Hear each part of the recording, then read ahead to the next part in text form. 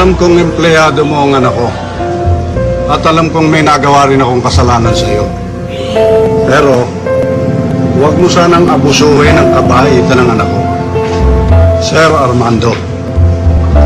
Pasensya na ho, sir. Nagpasama lang ho kasi ako nga mag-shopping kay... Trabaho pa ba ng Tay, ano tayo? Magudo ako eh. Sige ho, Sir Armando, salamat ho. Good night. Sige ho. Sige to.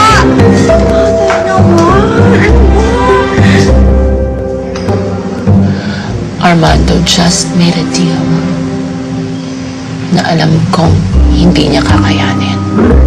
And when that happens, I will be president. I will be president of Ecomoda. And I will be in control of all of the company's money.